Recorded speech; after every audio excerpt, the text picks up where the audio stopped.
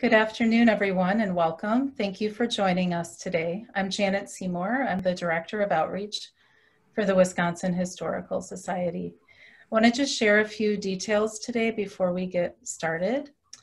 Staff members will be monitoring the Q&A in the chat. We will answer as many questions as we have time to get to, and in some cases we'll aggregate common questions. We did hear some very helpful feedback from last month's webinar, so we will turn our full attention to our speakers and leave the chat off until the discussion component of the webinar. If you do have tech questions, any trouble with audio or visual, please send those questions in the chat and use the Q&A to direct your questions for our panelists. We look forward to an engaging and respectful conversation today. It's my pleasure to introduce the Ruth and Hartley Barker Director of the Wisconsin Historical Society and CEO, Christian Øverland. Thank you, Janet, and thank you all for joining us today. Along with me as my co-moderator is Dr. Robert Smith, who's the Harry G. John Professor of History at Marquette University. And he's also the Director of Curato, Marquette University's Center for Urban Research, Teaching, and Outreach. Also, Dr. Smith is a member of the Wisconsin Historical Society Board of Curators, and that's our governing board. So we're very glad that Robert could join us today. We'd also like to take a moment to acknowledge that each of us from the Wisconsin Historical Society are connecting to you today from a different place, as well as encourage folks in all directions to ask yourself, how long have humans lived here, and whose ancestral land am I on? Today, I'm joining you from Madison, Wisconsin, the ancestral territory of the Ho-Chunk Nation. Rob? I'm Rob Smith. I am joining you from Milwaukee, Wisconsin, traditional territory of the Three Fires Confederacy and the Potawatomi Nation. I'm Janet Seymour in Eau Claire, Wisconsin, the ancestral land of the Ojibwe and Dakota Nations. Thank you, Rob and Janet, for sharing. If you're joining us from the Western Great Lakes, you can look up your own location using the map on a website called theways.org. So why are we here today? After the tragic death of George Floyd, our nation and our state experienced protests for equality and justice, people who really wanted to show their support and stand up for the Black Lives Matter movement and for many cultures and many people. Many monuments and statues have been part of those protests, even here in Wisconsin. And as a history organization, we believe our role is not only to create access to collections and stories, we also believe our role is to provide education for people to understand historical truths, as well as facilitate conversations like this forum today. This is a forum today where people can share their ideas, and I hope you do so. In the past 2 months, we've experienced a sense of urgency for our communities, considering the meaning and message of historical markers, monuments, and statues, and also the critical issue of representation in our built environment. So in Wisconsin, we have in our records of the Historical Society, we know we at least have 289 outdoor statues in our state. Those are in 43 counties, 66 cemetery monuments in 23 counties are also recorded in our state inventory. We also have in Wisconsin 99 statues and monuments which are listed in the National Register. Most are located within historic districts or part of complexes. 2 Wisconsin statues that have been in the news lately, the Forward statue, which is from the Columbian Exposition by Jean Minor Pond, and then the Hans Christian Heg statue, which is by Paul Felde, which was cast in 1926. Both were placed at the Capitol Square, and both were damaged during protests in June. These statues were located on the grounds of our National Historic Landmark and State Capitol. And so we'll talk a little bit about that later. But in Wisconsin, common themes to monuments are outsider and folk art. For examples, looking at Concrete Park, we know we have at least 7 Abraham Lincoln statues in our state. Monuments related to the Civil War, First World War, and other wars too. The religious monuments, and certainly monuments of people. The other thing I wanted to mention is that this is the second in a 3-part series of webinars on meaning of monuments and markers. The first was a national one, and then also the third one will be at our local History and Historic Preservation Conference, October 21st and 23rd. And that's to have better conversations about monuments and markers in our communities, because we want to take content and information from both of the first two seminars and help our communities out to have better conversations. So I'd like to introduce our panelists, and then also our co-moderator is going to open up with a few remarks. First, Aaron Birdbear. He's enrolled in 3 affiliated tribes of Fort Berthold Indian Reservation. Aaron was appointed as the inaugural Tribal Relations Director at the University of Wisconsin-Madison in 2019. Mr. Birdbear joined UW-Madison in 2000 to support the retention and graduation of the American Indian and Alaskan Native students at the university. In 2009, Birdbear began supporting historically underrepresented pre-college, undergraduate, and graduate professional students in the UW-Madison School of Education, and actually forwarded the school's efforts to integrate First Nations studies into the public pre-K through 16 education curriculum. Mr. Birdbear is an alumnus of the Educational Leadership and Policy Analysis Master of Science program at the UW-Madison. Our second panelist joining us today is Casey Lucchini-Butcher, and she is a public historian whose work is dedicated to empathy building, advancing social justice, and helping marginalized communities reclaim their historical narratives. She's currently the director of the University of Wisconsin-Madison Public History Project, which is a multi-year effort to uncover and give voice to the histories of discrimination, exclusion, and resistance on campus. The project will culminate in a physical and digital exhibit, as well as public lectures, curriculum materials that allow the Madison community to reckon with this history. Prior to coming to the UW-Madison, Casey was the co-curator of the award-winning exhibit, Owning Up, Racism in Housing in Minneapolis. This exhibit documented racial history of the housing discrimination and its effects on the city today. She is actively involved in public history community, hosting events and community conversations, attending trainings, editing publications, and holds 2 committee positions for the Council of National Public History. So I'd like to turn it over to my co-moderator, Dr. Smith. Thank you, Christian, and welcome everyone to our second installment. You know, the last 5 months, and I want to make sure to start here because it's only been 5 months, but collectively I think we've shared quite possibly the longest 5 months most of us have ever endured. It's been a period where we've been certainly frightened at the realities of this global pandemic. It's resonated here locally, across the nation, and across the globe in very frightening ways. And at the very same time, in that moment, over the last 5 months, we've witnessed what has been quite possibly the largest scaled movement of demonstrations in US history, with something like 7 to 15 million folks engaging in demonstrations, particularly in response to the extrajudicial killings of African Americans, specifically earmarked, of course, by George Floyd, and then there recently, just before, Breonna Taylor.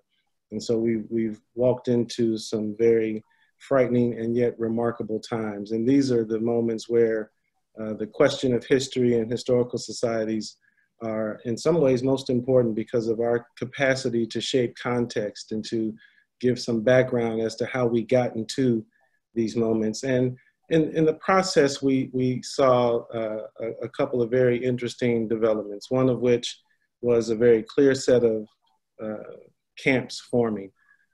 A group of folks who, aligning with demonstrators, began to call for defunding the police, to encourage local municipalities to use funding that had gone to policing to then be rerouted to mental health services, to reroute that funding to support homeless folks, and to begin to think about policing very differently.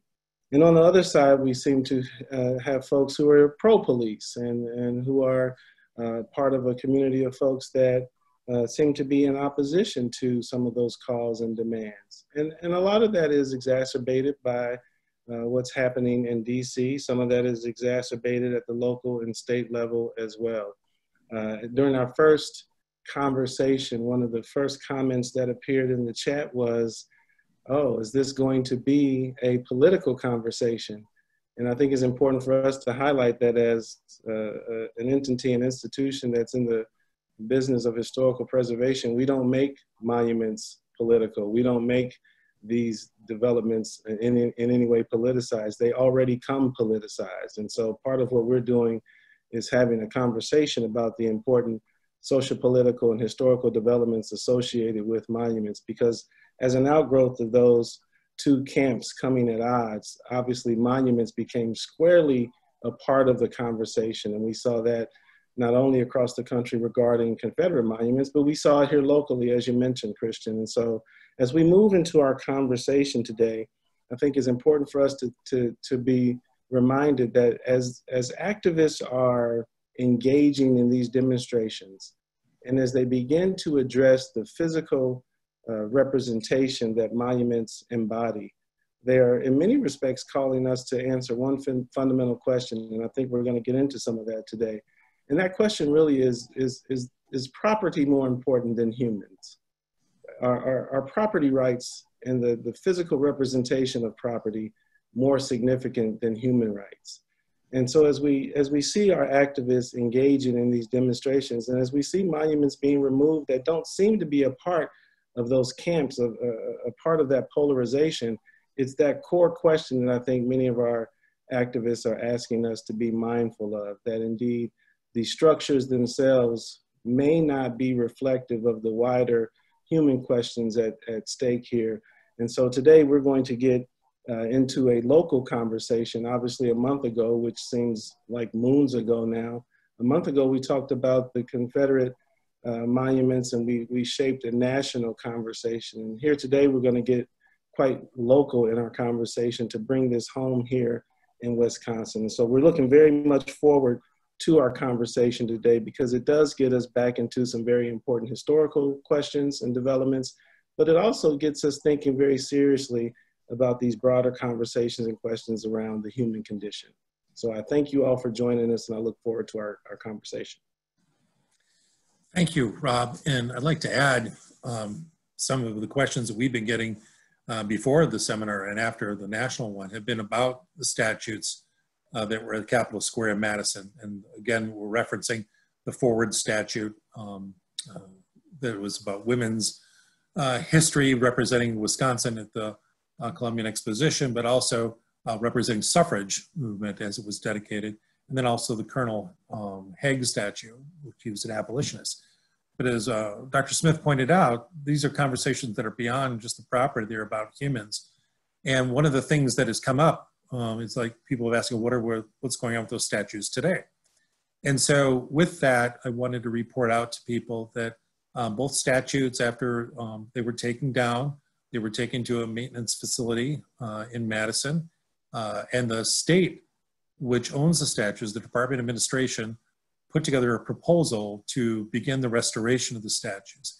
And that was brought to the State Capitol and Executive Residence Board, which is a state preservation review board in charge of the state capitol and the governor's residence. So the Department of Administration made the proposal to restore the statues, and that was approved on July 20th. At the same meeting, and I think this is important to note, Governor Evers, as well as other people, sent letters to the State Capitol Executive Residence Board, urging them and encouraging them to think about a forthcoming proposal about Vel Phillips' statue. And if you don't know Vel Phillips, huge Wisconsin person in history.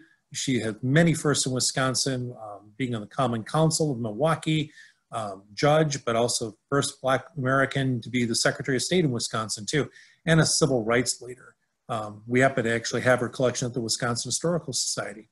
So that was proposed, or at least communicated to the State Executive Residence, State Capitol Executive Residence Board, that there is a forthcoming proposal about possibly putting up a statue about Vel Phillips. And that's part of the process. As Dr. Smith said, the Wisconsin Historical Society is not politicizing it. These things coming to us politicized, but we're here to facilitate these conversations.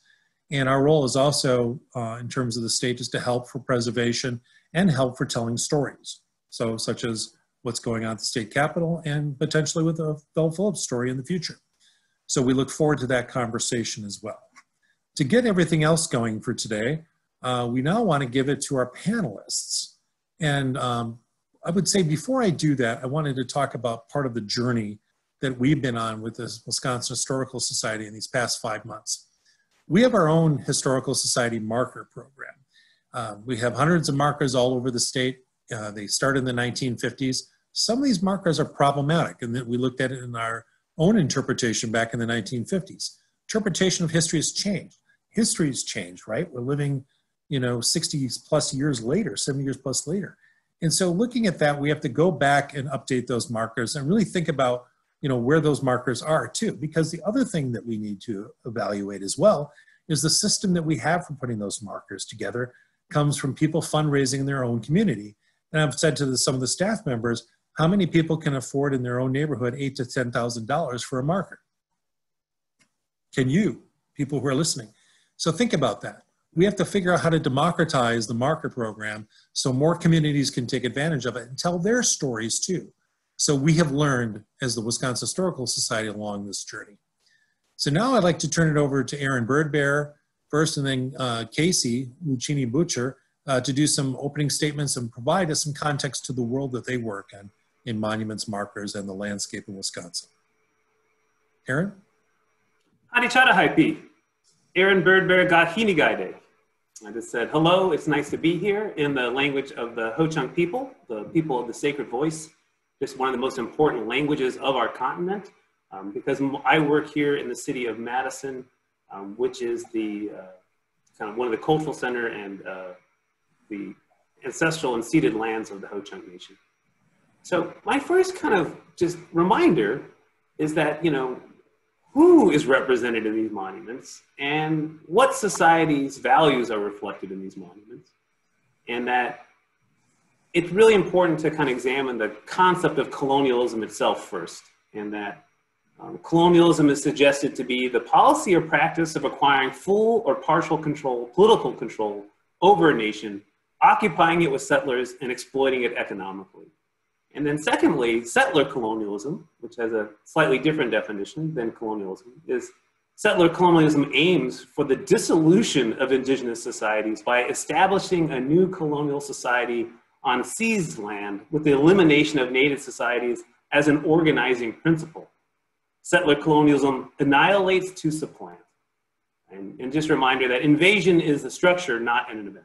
And so as indigenous peoples of this continent, we kind of look at the monuments created on the landscape, and they seem to kind of refer to James Baldwin's notions in the 1980s. James Baldwin, that great American intellectual and writer, who kind of said that, monuments were kind of designed, at least in the kind of post-Civil War era, particularly in the South, to reimpose white supremacy, and that monuments served as kind of racism memorialized in public spaces.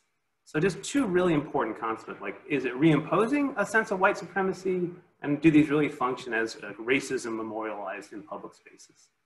And if we look at like the creation of the state of Wisconsin, we look at this the seal, the Great Seal of the Territory of Wisconsin from July 1836.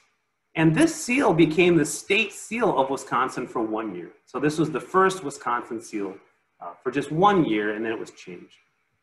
And if we look at the monument, and we look at the kind of graphic novel that it represents, and the motto that it holds, the motto translated from Latin translates as civilization succeeds barbarism. So there's a view of kind of the people creating the idea of Wisconsin, to view indigenous peoples as subhuman in some way. And we see this idea of settler colonialism in the graphic novel of the seal, where we have an incredible terraforming and transformation of the landscape through just like some deforestation and agriculture. And if we look in the center of the seal, we'll see a Native American figure kind of pointing west, apparently about to board some steamers to be deported from Wisconsin in some way. And this just reminds us of the origins of Wisconsin, that the Wisconsin State Historical Society, the University of Wisconsin, and the state were all co-created in 1848 under this banner of civilization succeeds barbarism. And so the vision for Wisconsin is a pure white supremacy space, cleared of its indigenous inhabitants. And so if the vision is a white supremacy space cleared of indigenous inhabitants, and we see it reflected in the first state seal, that was originally the territorial seal, the question we have for any monument is, how do monuments reflect a state created with the motto, civilization succeeds barbarism? And so just a really important kind of concept of any monument being created in these spaces. Next slide, please. And just a reminder of timeline of how new kind of the systems of capitalism and a patriarchal government system, this incredible kind of system that now kind of covers this entire continent, and how recent that is, that it's only for here in Wisconsin, the last 1.4% of the human story, and that we have documentation of humans living in near what's now Kenosha and Racine 13,500 years ago, and here in Madison 12,000 years ago. So how do the monuments on the landscape reaffirm or kind of reimpose white supremacy in some way for the last 1.4% of human story of this space? And how do these monuments obscure the 98.6% of the human experience in this space? And so it's just really important to get a sense of time and scale of what culture we're kind of affirming and elevating. I often kind of say the settler colonial education curriculum serves to kind of validate and reinforce the intellectual and social achievements of Europeans and European Americans, and negating the contributions of indigenous peoples by their absence in the curriculum. So it's just really important to consider how new and under what context these monuments were created and what they serve to do. So just a reminder of the timeline. And the various bars are kind of show us that UW and the state are created in this last little sliver. And then these kind of other stripes on this thing show us when there's these really massive monuments being created in the state that we know as conical, linear, and effigy mounds today. Next slide, please. And for those of you who are maybe not as familiar with these massive monuments on the landscape, these are burial sites where people who were likely important, revered kind of leadership within these societies are interred. And so there are still interment and burial sites today. And on our campus, we have over 30 of these incredible monuments that are still extant above ground. And in the upper left picture, we'll see in the snow, the double-tailed water spirit, kind of, you can see the imprint of its legs and one of its tails kind of popping up through the snow. And to the left of it is a bird effigy. Unfortunately, effigies were destroyed by the building right behind it and lower on the hill. We see today that kind of bird effigy and double-tailed water spirit resembled in the floor work of one of our residence halls as the university tries to help our students understand the depth of humanity and how many different communities and nations have lived in this space over time.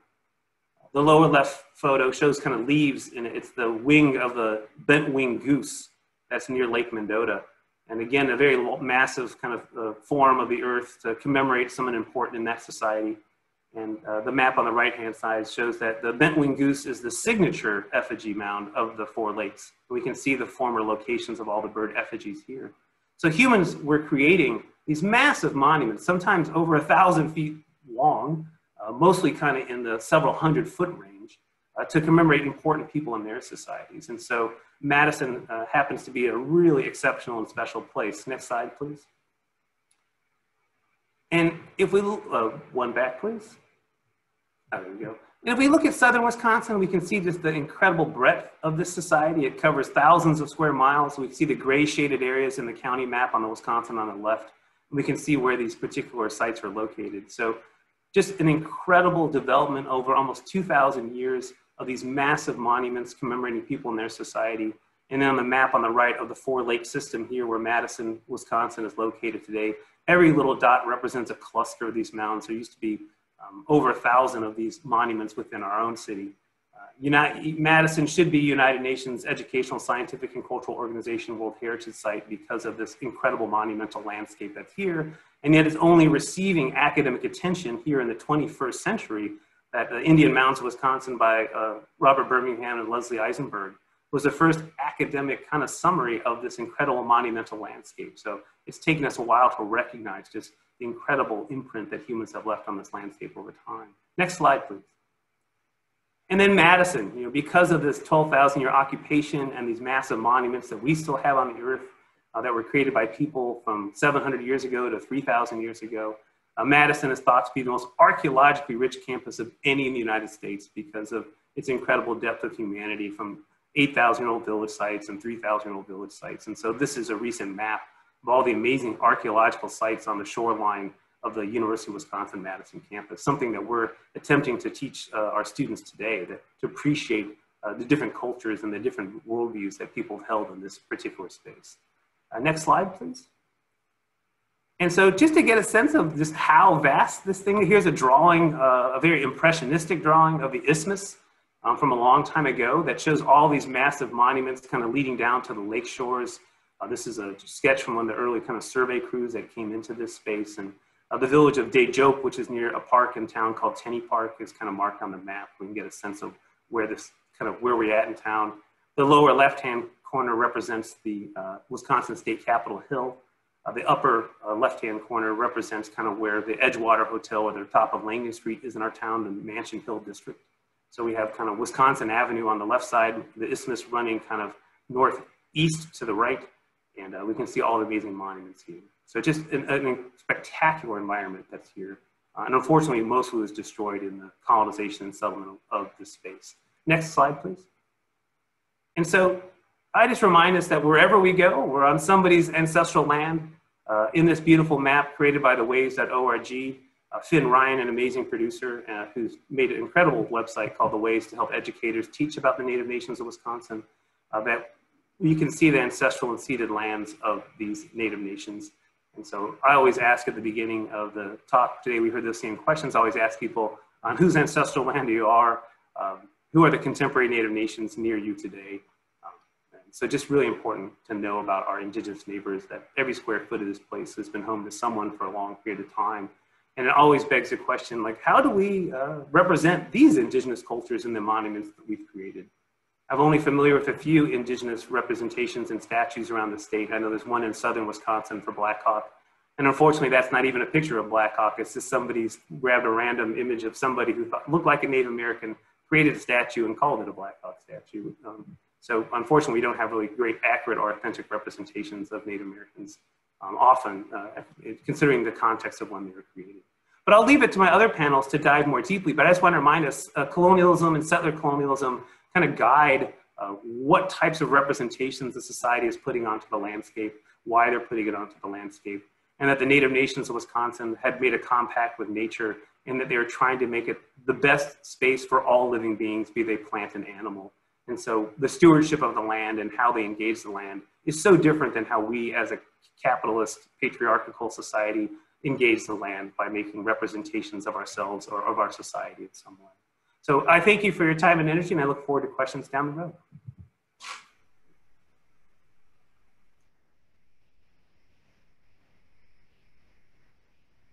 All right. First of all, thank you so much to the Wisconsin Historical Society for inviting me to speak today. It's an honor and a privilege to be here with you all speaking about a topic that's very important and very timely.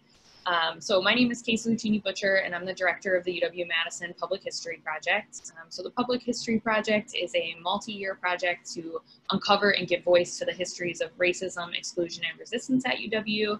And we do this because we believe that knowing our history and understanding our history will allow us to reckon with it in a way where we can create meaningful and equitable change on campus. So in the years since we began this work, our team of student researchers has uncovered incredible stories of hope and resilience, of hate and violence, of struggle and protest, and of community. And many, in fact, most of these stories are not memorialized in our campus landscape. Prior to coming to Madison, I co-curated the exhibit Owning Up Racism and Housing in Minneapolis, which covered racial housing segregation. White residents in our city were shocked to learn that Minneapolis was intentionally segregated. I also worked at Hallie Q. Brown Community Center doing oral histories with elders who were displaced from their homes and their community for the construction of the Interstate 94 that goes through St. Paul in Minneapolis. And again, some people in our city were shocked to find out that where a highway is now, there was once a vibrant community.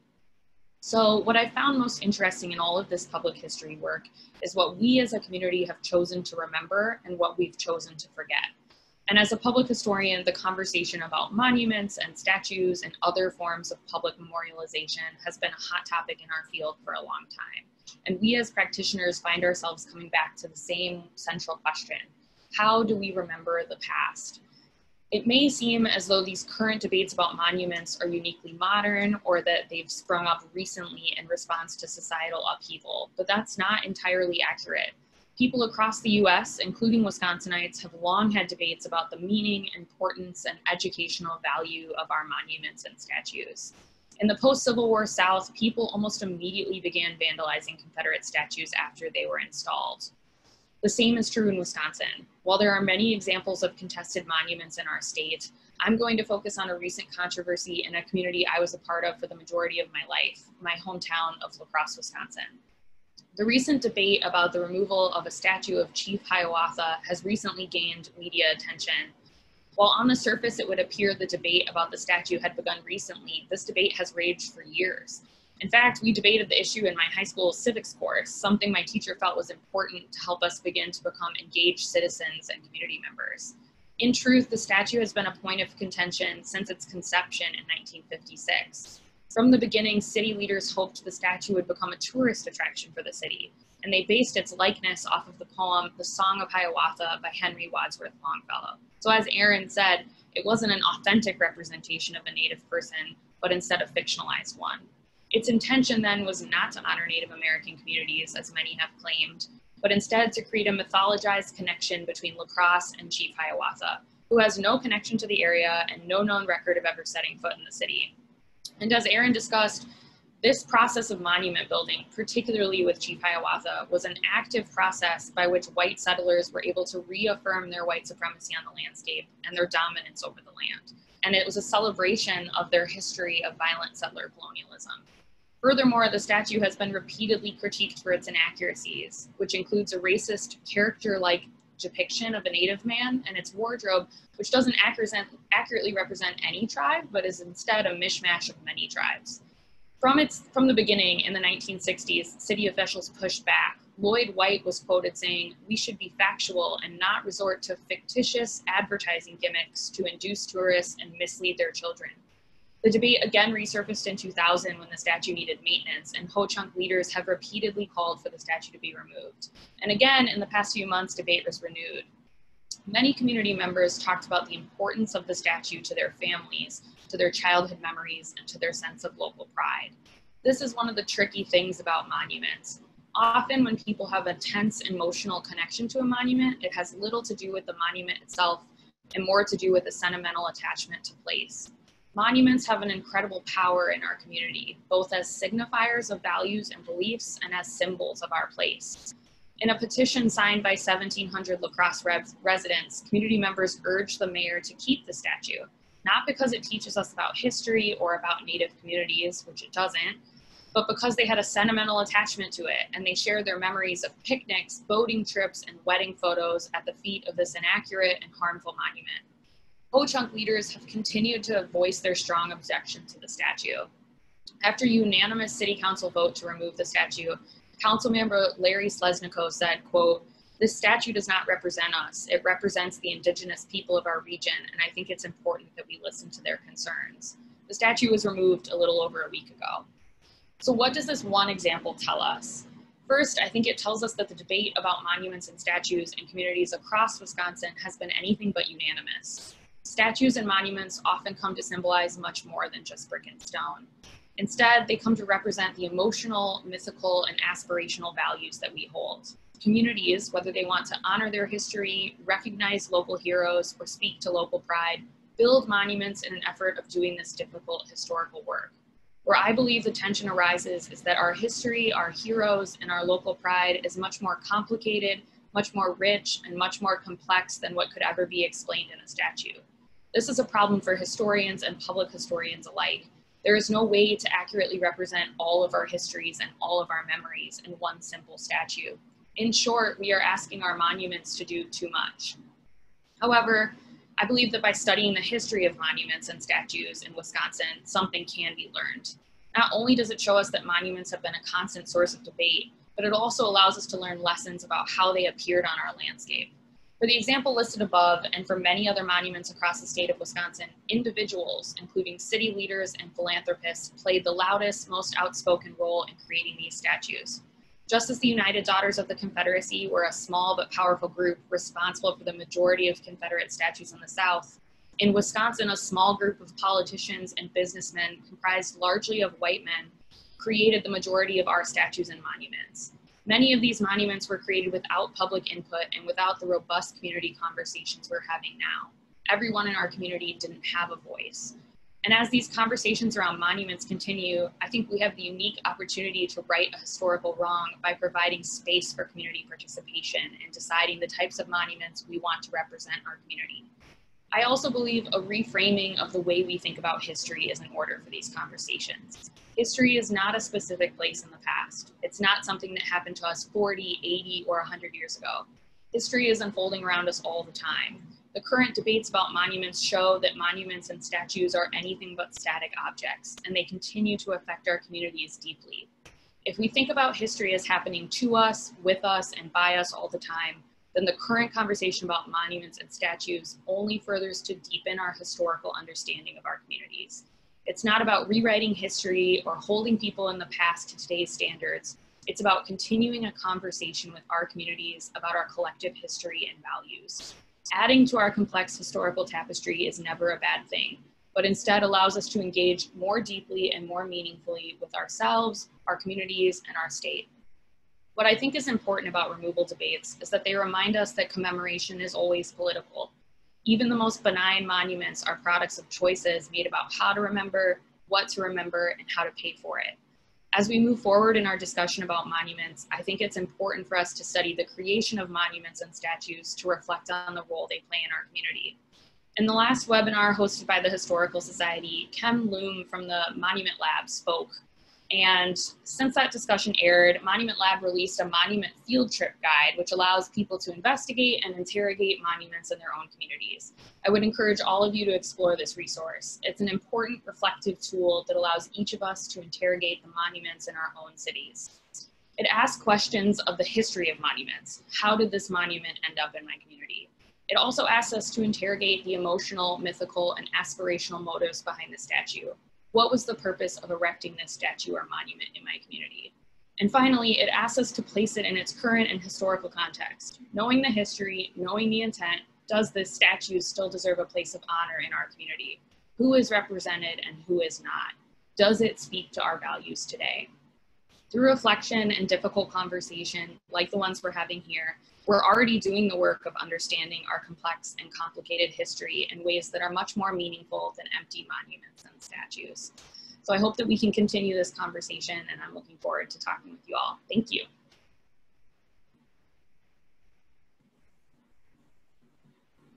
Thank you, Erin, and thank you, Casey. So now we're opening up our Q&A and seeing if people have questions to start off with.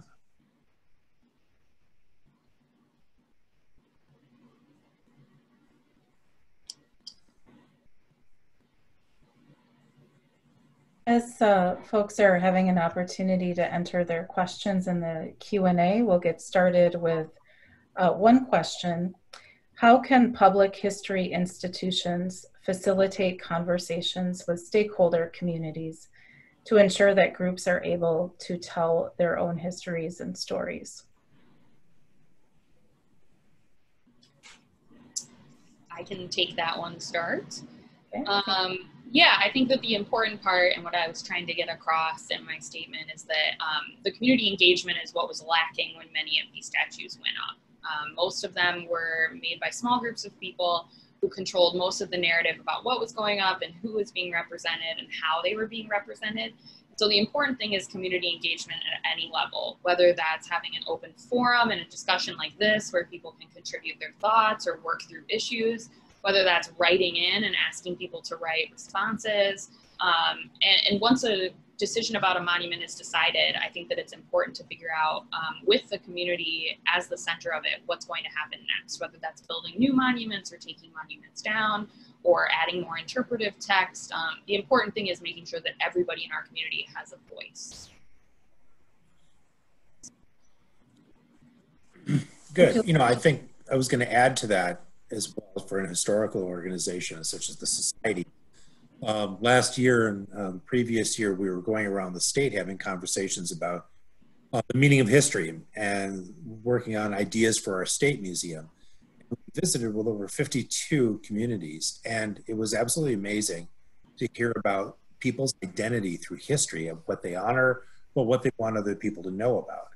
So in terms of what Casey's bringing up, I totally agree with that. I also think, hearkening back to what I mentioned in terms of the historical studies markers, again, it's not just about who has the money to do it. That's got to change. And to be more about what are the stories that people want to tell, and how can they tell those stories?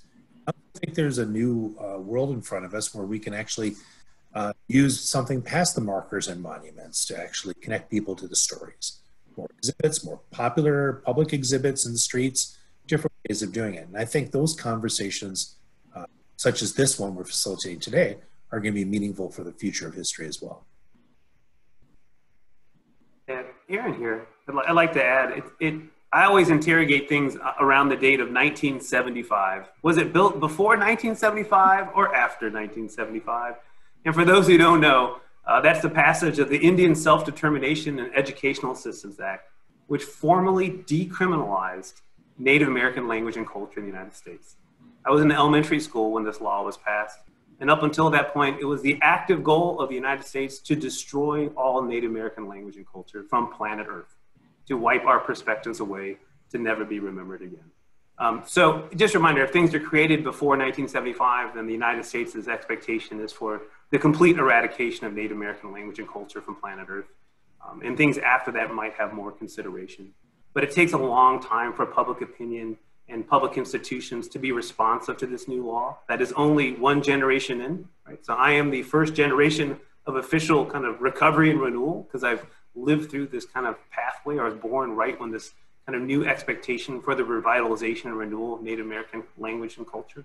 So I think it's really important as we assess kind of monuments of particularly for Native Americans, if they're built before 1975, I don't think there's any expectation for consultation or input in any sincere way in the representation of Native Americans, since the United States is representing Native Americans in any way they see fit. See the team from Washington that just had to change their name, despite it took us until the 21st century to eradicate a dictionary-defined racial slur as a national kind of name. It tells us where we're at as a U.S. society, that here we are only one generation into recovery and renewal. And we still have a lot of work to do if we want to be a truly inclusive and representational society of everyone here. Thank you, Aaron. So another question, and Casey, you touched on this a little bit, but maybe we can discuss this in a little bit more depth. How would you respond to those who say that taking down monuments and memorials is historical erasure? Yeah, I think there's many good examples that have been volleyed around about the ways that we don't actually learn history through statues. So, one of the most clear examples of that is that, I think it's an example that gets tossed around a lot, but if you visit Germany, you won't find statues of Hitler. And we still know all about Nazi Germany. And so I think one of the important things is that statues aren't how we learn history, and it's not how we engage with history. And I think that is true for most of the monuments as well in Wisconsin. And so we need to get over the idea that if somehow we remove a statue, we're erasing history with it. There will still be many ways to engage in history, and I would argue many ways that are more meaningful and more engaging than a monument could ever provide for us. And go ahead, Aaron, I wanted to jump in, but let me hear from you first.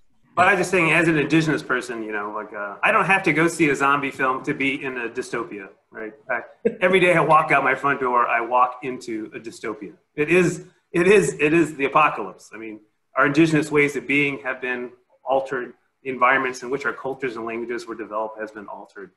So in many ways, it's just a tremendous dystopia we walk out into. So in terms of erasing history, I think the settler colonial education model has vastly affirmed the kind of sense of manifest destiny and the righteousness of the creation of this nation in some ways, that I don't think a few objects are going to undo the incredible curriculum and teaching that happens for all citizens of the United States in understanding who we are as a nation. And you know, to bring both of those points somewhat together, and to also connect our conversations both today and a month ago, the monuments themselves, those we've talked about today, the Confederate monuments as well, they actually play a significant role in the erasure of history because they're not providing the rich history that is being covered up or revised in a very brutal way, ignoring the brutality of that history and propagating a particular history that accentuates white domination.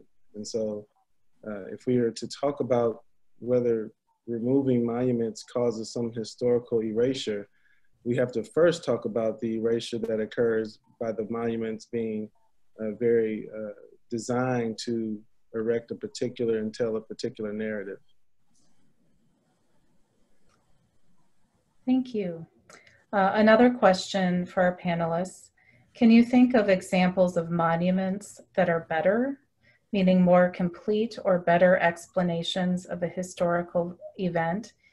Examples either here in Wisconsin or elsewhere?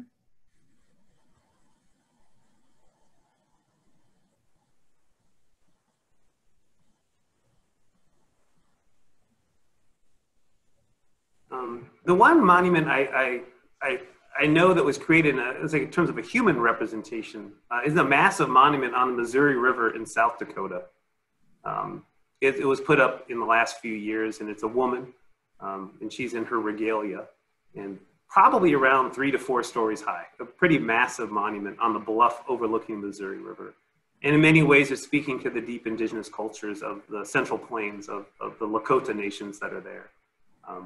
And it's a really beautiful reminder of the kind of different worldviews and ways of being that people have. It's a celebration of culture in so many different ways, and it's just a powerful reminder of the presence of the many Lakota nations there. And the Lakota are under a really rock and a hard space in that they are clearly one of the 2 cases of illegal occupation, where the United States had sent an illegal military incursion into Black Hills exploring for minerals, and they find gold. And then the United States just illegally enters a treaty-defined region of the Lakota. Lakota has never accepted the U.S.'s obligations for settling that issue of illegally occupying their nation.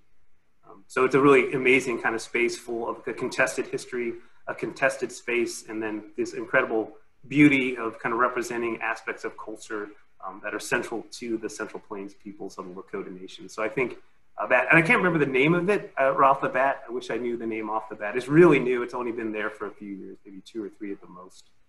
And so it's just a wonderful, I think, addition in terms of representing the indigeneity of a space that has been home to people for so long.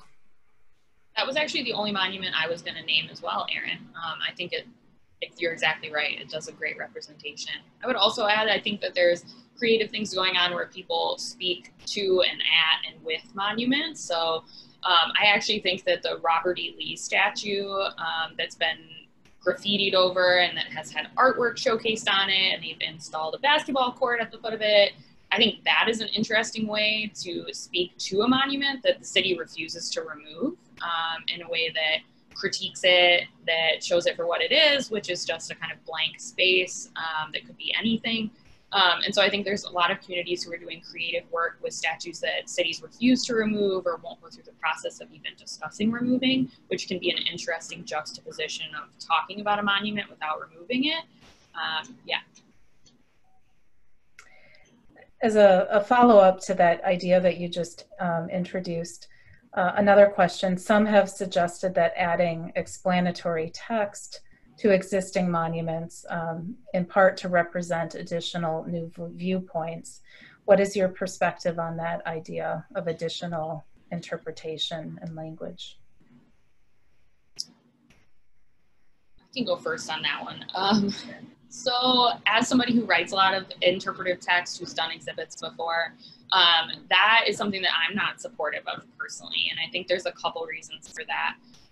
One, the way that people engage in museums or with statues is through a process of free choice learning. So people have the choice to engage with the materials or to not. And what we see in museums and in exhibits is that people rarely read every single thing of text that you give them. They rarely engage with all the text.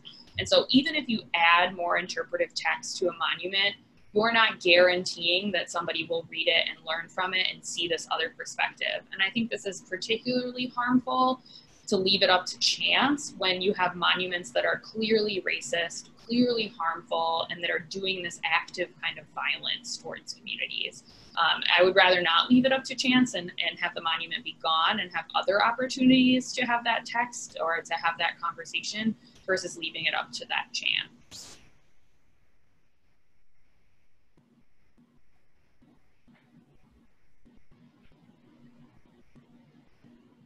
Thank you.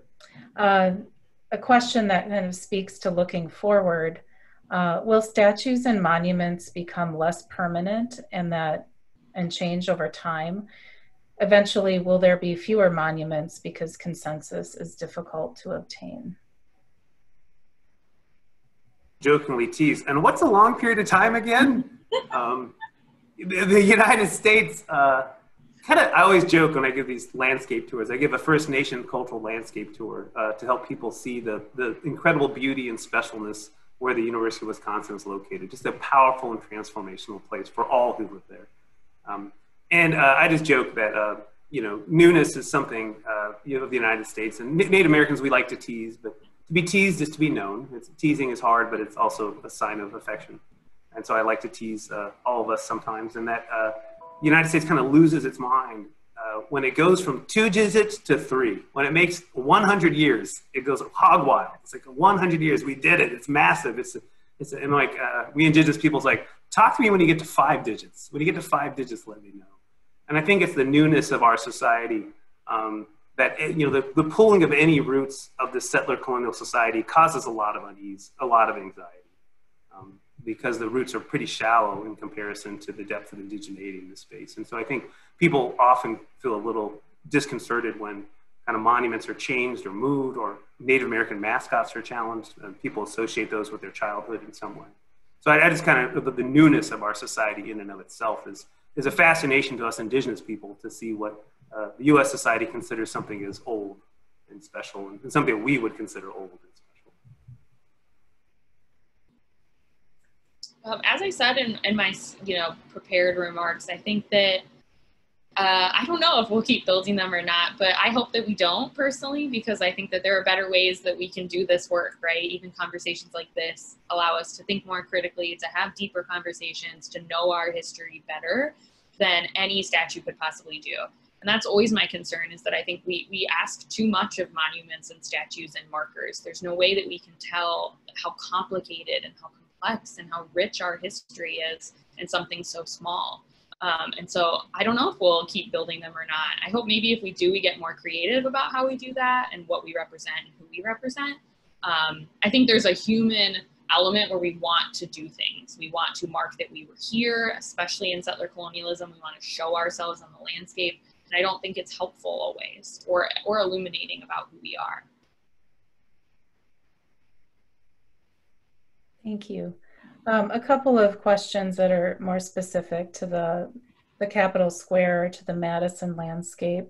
A question about how far along are we in the process of a proposal or the process of adding a Val Phillips statue to the Capitol grounds?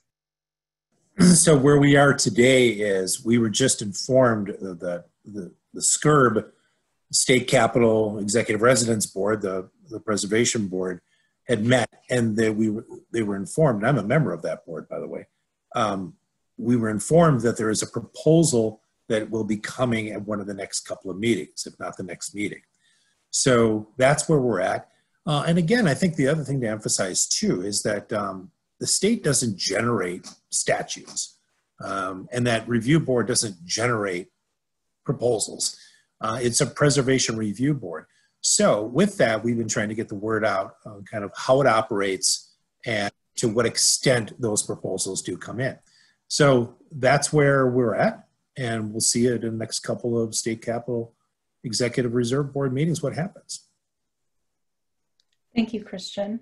The other question is about the Lincoln statue on Bascom Hill. Question about the issues or the controversy around that monument and some additional perspective from our panelists today. Yeah, I can start in that, our First Nations cultural landscapes were often, interrogates Lincoln for the students. I think Ken Burns had a recent kind of short video where he was describing that all monuments are myth and that we project a lot onto monuments. And the Lincoln statue of University of Wisconsin-Madison has had a lot projected onto it over the years. Often we use it as a really easy way to express that we're a public land grant institution, because here's the gentleman who passed the 1862 Morrill Act, which helped fund higher education in the United States, right? If we're a country that any citizen can be an elected leader, then we need a highly educated citizenry. So we need higher education, and we need to create these public institutions for research and teaching and learning. So that's really important. So Lincoln, at the same time, under his leadership, he creates some of the most greatest atrocities toward Native Americans.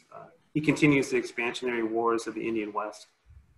And so, for many ways, he's viewed as just an Indian killer just as much as George Washington or Andrew Jackson, these people who did famous campaigns against Native Americans. So in some ways, if you're an indigenous person, you have a monument to ethnic cleansing, a monument to kind of Indian subjugation in the form of the Lincoln statue on the hill. So Lincoln and his tenure and his role in Native American affairs is something that people never really examine about Lincoln, or at least publicly acknowledge. He's an important leader. He holds an incredibly fragile republic together during a time of great divisiveness, and for that leadership, he's revered.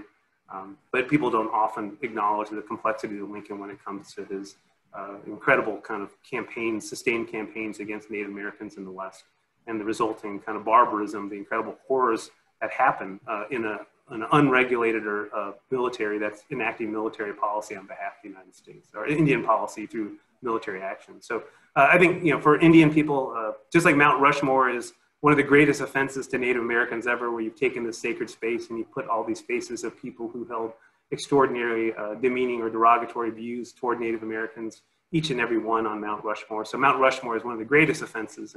And similarly, Lincoln kind of serves in that same capacity here in a place where ethnic cleansing campaigns were held from the 1830s until the 1870s in southern Wisconsin during Lincoln's tenure. So in many ways, you just have a statue that's a testament to the ethnic cleansing of this space. I agree with Aaron. I think it's what people project onto the Lincoln statue at UW-Madison is so much more than who Abraham Lincoln was as a person or what they know about his history. Much of it is the sentimental attachment. It's graduation photos and rubbing his foot for good luck and all these kinds of myth making that went into that statue. And I'll also point out that that statue was funded and put there by 2 alumni, right? It wasn't a community decision. The students didn't come together and say, we would like this representation on our campus. It was 2 individuals, Brittingham and Richard Lloyd Jones. Richard Lloyd Jones, who had a part in starting the Tulsa Race Massacre with his newspaper. And so when you understand the context, you understand the intent, which is really the intent wasn't that they wanted to honor Lincoln or that they wanted students. It was just that they wanted this statue there. And then when you understand the harm that it's doing and what Lincoln can represent to Native students on campus, I think that it creates a situation that I would argue is harmful to our students at large and to our Native students particularly. But I think the debate around it is much more than about Lincoln himself, right? People don't want to see the statue go because of that intense emotional connection to it.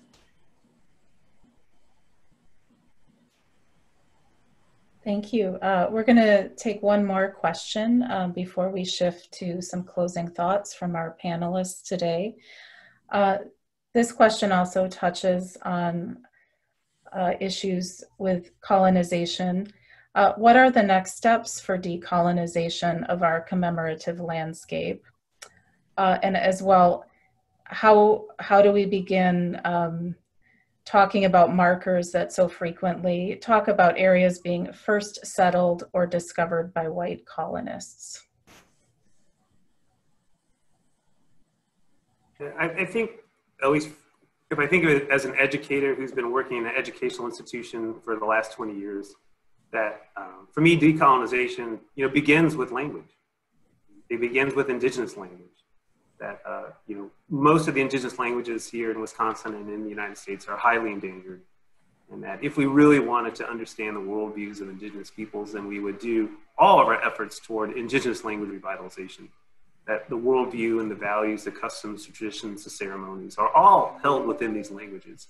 And that for us to really benefit from this rich knowledge, then I think we would have to put like a, you know, almost like a National Defense Education Act that came out to advance the language learning and scientific learning after we got afraid when the Sputnik satellite beat the United States in the early space race, that we devoted tremendous amounts of resources toward language instruction and science instruction. And that we would need a similar type of effort to think about the value of indigenous languages, particularly in a time of climate crisis, that indigenous language, traditional ecological knowledge can help us understand the crisis that we're facing, because the cultures and the behaviors of Native nations are shaped from their intimate ties to the environment.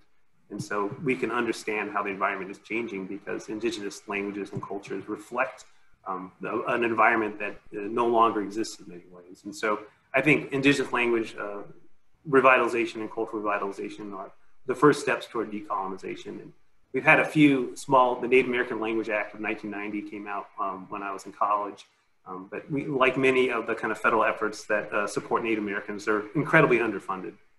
And so there's not a wide range. So I hope that research universities throughout the United States recognize if you want to have a different viewpoint of your field, all you need to do is engage indigenous knowledge. And the best way to do that is to sustain indigenous languages.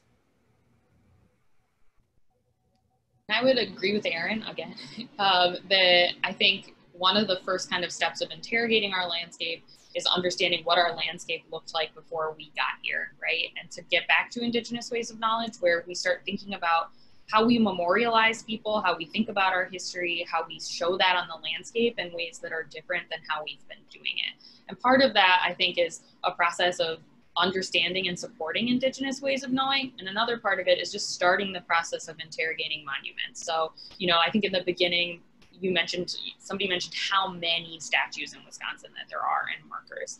I think there's a process by which we all in the communities we live in need to really take a harsh look at what those are, and do they represent the values that we hold and the values we want to hold? And if they don't, then what are we going to do about it? Yeah, Casey just reminded me of something about language use. You know, the concept of bilingual signage in the United States is really contentious. It's amazing to see how contentious it is.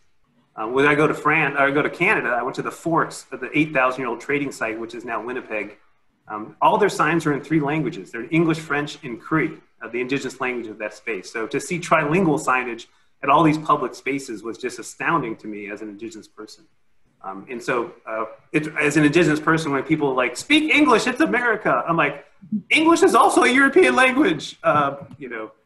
So the sense of which language is appropriate here, which European language is more appropriate, I don't understand the controversy around language representation, but there is a very strong kind of concept of which language is appropriate and how we should represent kind of and communicate to our public in which language.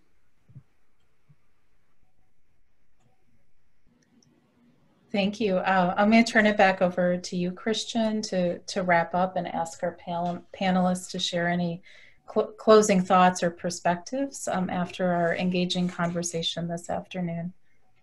Well, thank you to everybody, and thank you to the people who've been online asking questions too, and some of the chats going back and forth. You know, from listening to this, I think both Aaron and Casey were hitting upon what happened after the Civil War in terms of America and the monuments that came up to who represented whom. And why the monuments were there. And we've had some of that discussion here today. And some people don't know that there are Confederate markers still in Wisconsin. And those are popping up too a little bit on the chat as well. And I wanted to address that. Those are not markers of the Wisconsin Historical Society, but we're a resource for people to help you work on that. And that's something that people can contact us about. Casey also talked about the previous presentation with Ken Lum, when he was talking about what people could do in their communities. And we'll make that toolkit that Monument Lab put out available on our website too, so people can use that. And I also want to comment on, I think it's fascinating when we think about these different categories of markers, monuments, statues, and I want to put effigy mounds in there too, because, you know, as Aaron pointed out to all of us, history has been here for a long time as far as humanity and the nations that were here before the Europeans. But those markers, those mounds, those effigy mounds on the UW campus and throughout Wisconsin are important keystones for people to understand who was here before us. And Aaron, would you, in case you just want to comment a little bit about that in terms of the mounds, and again, in terms of what's some of the programs, Aaron, that you're doing in UW to connect people on, and also kind of the different categorizations that I comment on. Yeah, I'm not a specialist, right? I'm not a physical anthropologist. We have wonderful people like Amy Roseborough, who got her PhD in anthropology at UW Madison. Besides the Ho-Chunk, she's probably the foremost expert on the kind of mound landscape of particularly the Madison region. But for those who don't know, the conical, linear, and effigy mounds are all burial sites that people were interring important people in their society, or more people in their society, because there's kind of a different status to some of who might be buried in which particular mound for some reason. And so it's a real difference in that effigy mounds are burial sites, and so they're not kind of abstract monuments, but actually the interment of the ancestors of the indigenous peoples of the Western Great Lakes, particularly the Ho-Chunk. And so if we look at the Ho-Chunk worldview of mounds and what they've taught us at UW-Madison, is that they view them as living, dynamic beings. They have an animacy that our language and culture and broader US society doesn't necessarily understand or would associate with a space like that in the ways that we view the world. So just a reminder that, you know, these conical mounds and linear mounds were the first creations. They're the oldest ones. They go back, 2,500 years. And then there was a shift in the culture where they began these representational monuments that are figures. And the Ho-Chunk sometimes hint that, the Ho-Chunk have 12 clans that organize their society. And it seems pretty coincidental that the effigy mounds are all in the shapes of the kind of clan representations that the Ho-Chunk have today. So maybe they're suggesting to us you're seeing an important leader from those associated with a particular clan at some point in time. Again, any cultural interpretation we do of the effigy mounds today is all guess. There's no definitive kind of cultural explanation for them. For us non-Ho-Chunk, the Ho-Chunk understand these mounds in ways that we do not. But they have been faced a tremendous amount of hardship in this space, and I think we have some healing to do with the Ho-Chunk to understand the deeper cultural meanings of much of this place. And I think culturally we don't understand this place as non-Ho-Chunk people very well, and that through our deepening and healing of the relationships we have with the Ho-Chunk, I think we'll gain a much broader understanding of this amazing conical, linear, and effigy mound landscape around us, as well as their own kind of culture and language that was developed in this space over a long period of time. Thank you. Robert, did you have any thoughts? Well, I just want to offer a very sincere and heartfelt thank you to our panelists today.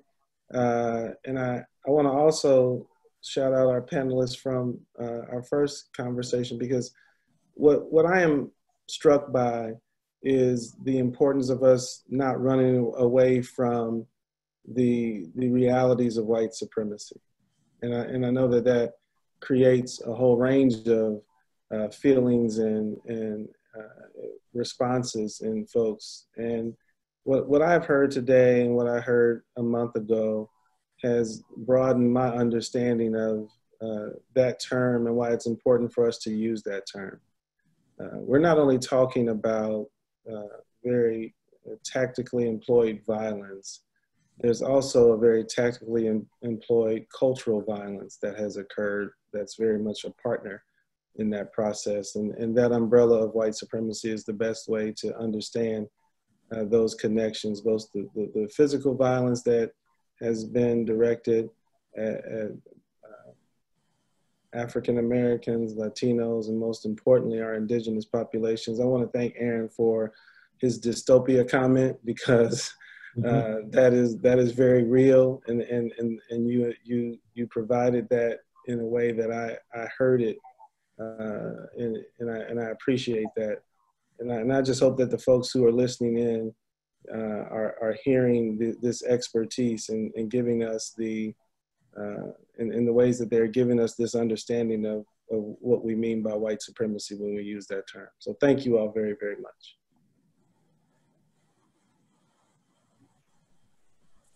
Thank you. And as far as moving forward, Casey, did you have any final comments? I just wanted to say thank you once again. This was a great conversation. And I agree with Rob. I think that final point is really important. I think often we think of monuments and markers, especially, you know, roadside markers or statues or small things in individual communities across the state and across the country as benign, or maybe they only matter to that community or they shouldn't affect us.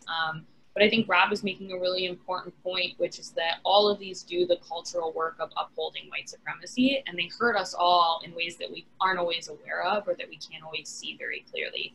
And so when we start to interrogate these monuments, when we start to take them down, when we start to really look into our own history, we start to undo that work. And I think it's really important now, particularly in this moment, but it's something that we're going to have to keep doing together as a community. So again, thank you so much for hosting this and having a space.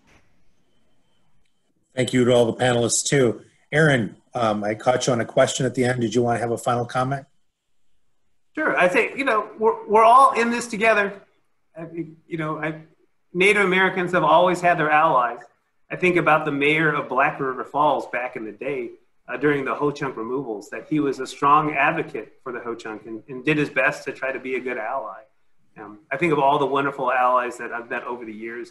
And so we Indigenous people have always been able to form wonderful relationships with folks, and we continue to seek people who are open and willing to learn different perspectives. And so we're all in this together. And democracy, as I've learned from the wonderful musical Hamilton, has always been a mess from the beginning. So it is work that we all do together, generation by generation. And I'm just thankful that folks were joined today, and that Indigenous nations are excited to continue to partner with people and learn and build new allyships and friendships. And that by educating oneself about the treaties that inform why you're even allowed to walk where you can walk. You know, the Treaty of September 16th, 1832 is actualized by every citizen who wakes up in Madison every day. It is not a dead treaty, it is a very alive treaty. So doing kind of a little homework, a little background to know whose ancestral lands you're on allows you to kind of show a certain sense of respect. You know, that you want relationships, that you want reciprocity, that you want some relevance to the relationships you're making with Native nations. And so we're all in this together, and I hope that we can all appreciate the continent and the beauty and the splendor and the power of this continent is so great. And to understand that from an Indigenous perspective, I think enriches us all. Thank you, Aaron. Well said. So the Wisconsin Historical Society's commitment is to keep these conversations going, to facilitate this dialogue. As both panelists said, it's, you know, it's just not something to stop talking about. It's better to continue to talk about and educate people, as well as get perspectives on the table and to listen to each other and to honor those conversations. So with that, we will go to our next session, which will be on October 21st or 23rd with our state conference of local history and historic preservation. Both of the today's webinar, as well as the first one, are going to be available on the website. First one's available right now at wisconsinhistory.org. And I also want to thank Janet Seymour, Kristen Leffelman, as well as Dinah Pencunas, who's our State Historic Preservation Officer, and many people who have helped this. Our panelists have referenced Amy Roseborough, as well as Leslie Eisenberg, who are two staff members of the Wisconsin Historical Society that have done a terrific job in helping with archaeology and anthropology too. So kudos to that team. And thank you to the panelists, and a special thanks to our Board of Curator member, Dr. Robert Smith, for joining us today, and thank you for your leadership. This was originally his idea with Kristen Leffelman. So with that, we look forward to the next conversation. Thank you all for your participation. Thank you, Christian. You give us great leadership. We appreciate you. Thank you, sir.